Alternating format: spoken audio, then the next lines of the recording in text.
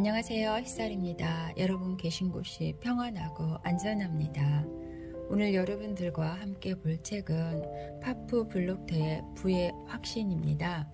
파프 블록트는 전 세계를 강타한 베스트셀러 팝 블록트의 위대한 발견, 은혜인 저자이기도 하고 시크릿을 통해서 끌어당김의 법칙을 실제로 검증해낸 전설적인 자기 개발의 구루입니다.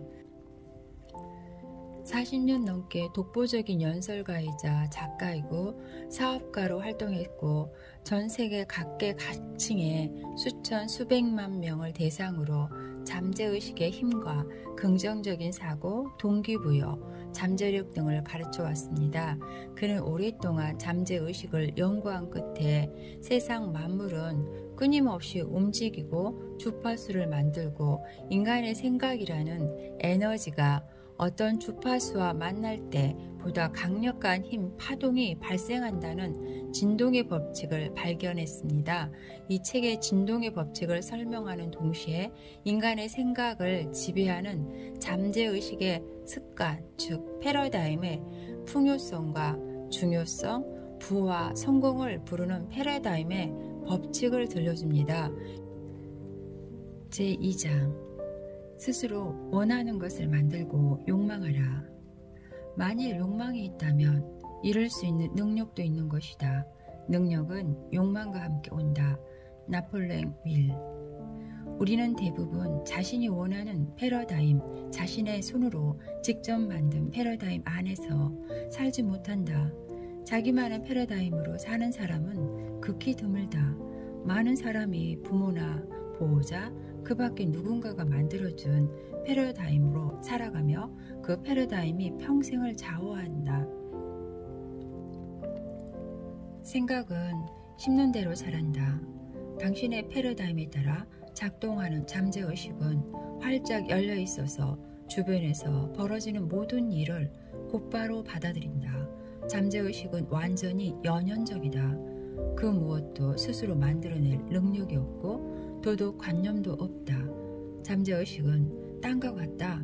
그 속에 무엇을 심든 전혀 상관하지 않는다. 얼 나이팅게일이 가장 낯선 비밀을 통해 표현했듯 우리는 땅에 옥수수를 심을 수도 있고 바로 곁에 독초인 까마종을 심을 수도 있다. 옥수수든 까마종이든 둘 다 땅에서 아주 풍성하게 자랄 것이다. 잠재의식도 마찬가지다. 그 속에 무엇을 심든 자라날 것이다. 땅이 그렇듯 잠재의식도 그저 받아들이고 키울 뿐 무엇이 좋고 나쁜지는 판단하지 않는다. 그리고 잠재의식에 잠긴 생각은 행동으로 고스란히 드러난다. 우리는 수도 없이 많은 강의에 참석해서 어떻게 살고 싶은지, 어디서 살고 싶은지, 무엇을 하고 싶은지, 누구와 어울리고 싶은지 쓰곤 한다. 이런 내용을 가지고 세세한 구석까지 모두 써보면 하나의 그림이 완성된다.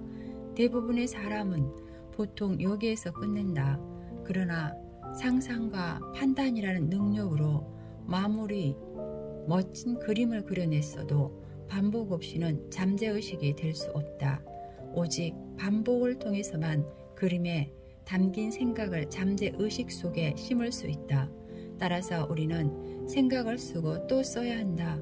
매일 아침 나는 문장 9개를 쓰고 녹음하는 일 3번씩 반복한다. 그것은 동업자인 샌디 켈러거에게 보내는데 샌디도 똑같이 한다. 우리가 서로 같은 생각을 공유한다는 의미이다. 이런 반복과 공유를 통해 우리는 사업을 바라보는 방식과 이루고 싶은 목표, 비전을 강화한다. 우리는 이런 의식을 계속 이어갈 것이다. 그렇게 회사를 꾸려가며 우리가 살고 싶은 세상을 만들어 갈 것이다. 이것이 바로 지금 해야 할 일이다. 글을 쓰자. 글을 쓰며 생각을 하게 되고 생각을 하면 그림을 그릴 수 있다. 상상력을 발휘해 머릿속에 그림을 그리고 말과 글로 그림의 색을 입혀 아름다운 작품을 완성하자. 언젠가 한 미술가에게 이렇게 그토록 아름다운 작품을 만들어낼 수 있었는지 물었는데 그는 이렇게 대답했다. 저는 꿈속에서 그림을 그립니다. 그리고 꿈을 그림으로 그리죠. 바로 그것이 우리가 해야 할 일이다. 그림을 그리고 꿈을 꾸고 꿈을 그림으로 그리는 일, 이런 비전을 몇 번이고 반복해서 쓰는 것은 잠재의식을 통해 보편적 지성에 심는 것이다. 이 보편적 지성은 법칙대로 작용한다. 이것은 당신이 아프리카 한가운데 있든지 시카고 한복판에 있든지 어디에 있든 상관이 없이 모두에게 똑같이 적용되는 법칙 중의 법칙이다. 당신이 원하는 생각을 지속 반복적으로 잠재의식 속에 깊숙이 새겨 넣으면 이 생각은 법칙에 따라 반드시 당신을 통해 드러나게 되어 있다. 원하는 생각을 지속적으로 의식에서 반복해서 잠재의식에 새기는 사이에 당신은 다른 행동을 할 수밖에 없고 그 행동은 반드시 다른 결과로 나타날 수밖에 없다. 시크릿이 출간되고 얼마 지나지 않아 비행기를 탔는데 뒷좌석에 앉은 어떤 남자가 손을 뻗어 내 어깨를 툭툭 쳤다. 나는 돌아보며 물었다. 누구시죠? 자신을 프로골퍼라고 소개한 남자는 뉴욕에서 열리는 패텍스 토너먼트 대회에 참석하러 가는 길이라고 했다. 그리고 얼마 전에 시크릿을 읽었다면서 이렇게 말했다. 선생님이 저를 좀 도와줄 수 있을 것 같네요. 어쩌면 아주 많이 도울 수 있을 겁니다. 어쩌다 보니 정말 그렇게 되기는 했지만 나는 남자에게 새로운 패러다임을 만들어내려면 잠재의식 속 생각들을 어떻게 바꿔야 할지를 말해주었다. 바로 이것이 지금 당신이 해야 할 일이다. 패러다임은 우리의 행동을 지배하고 우리가 원하는 결과를 안겨주는 그림과 같다. 왜 그런 결과가 나왔는지는 걱정할 필요 없다. 당신과 합이 맞기 때문에 나타난 결과일 테니까. 자신이 진정 원하는가를 물어보라. 그 무엇도 창조되거나 파괴되지는 않는다. 이 말에 대한 한번 생각해보자. 과학과 신학은 모든 것이 이미 여기에 어떤 상태로든 존재한다고 가르친다. 사람들은 가끔 결정을 내리지 못해 어려움을 겪는다. 부가 어디서 모습을 드러낼지 모르기 때문이다. 결정을 내릴 때 고려해야 할 유일한 전제 조건은 이것이다. 나는 그러길 원하는가?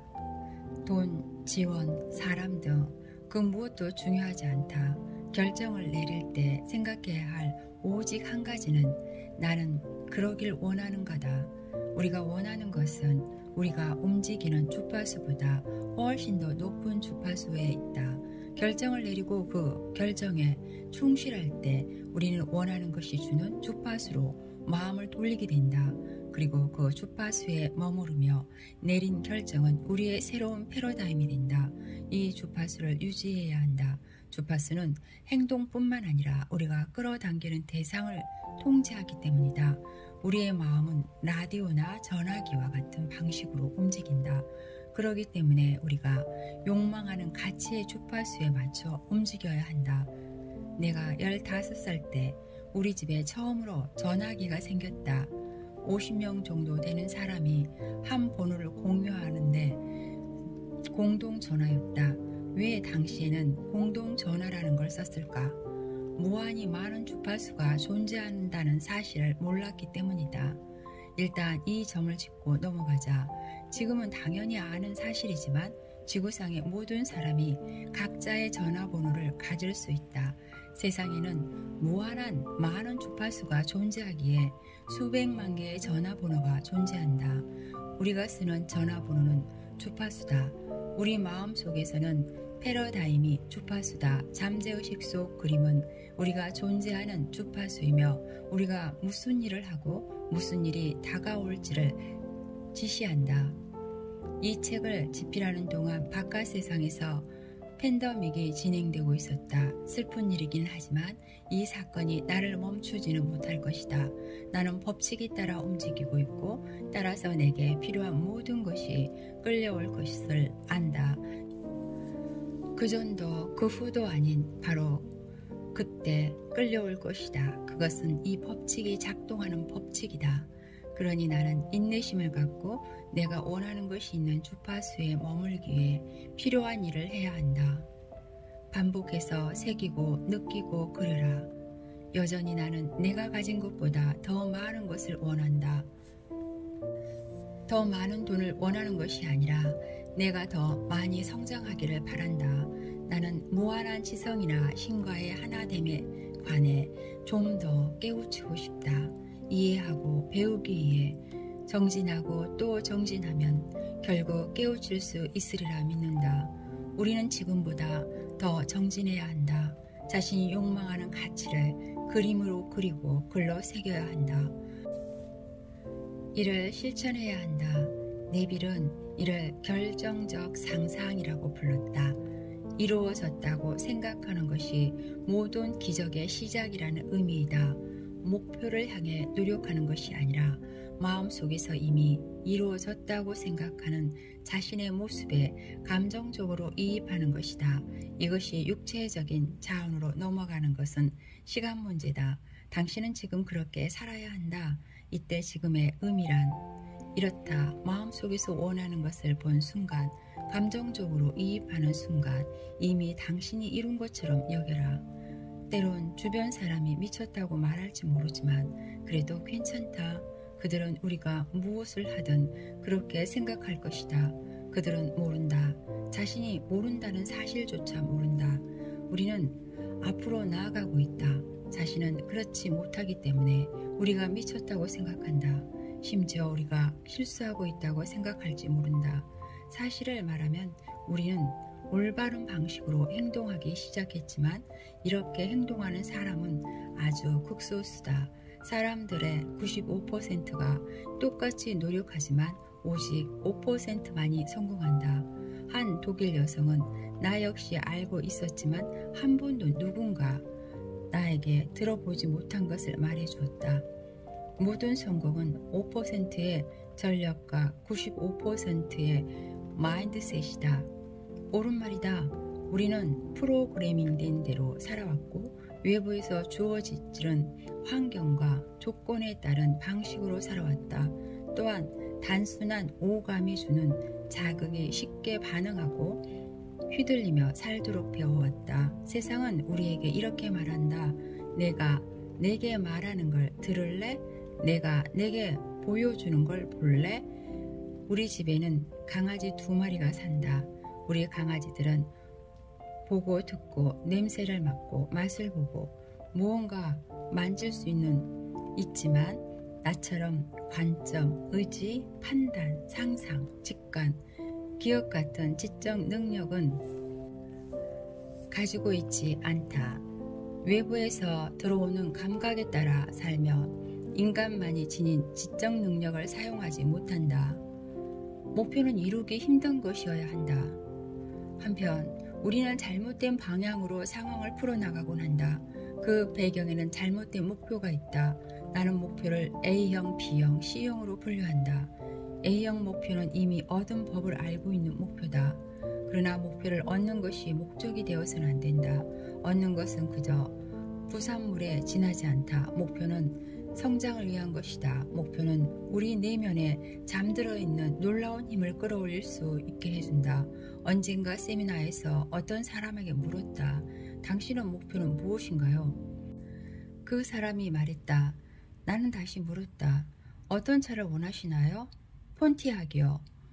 지금은 무슨 차를 몰고 있나요? 폰티악이요.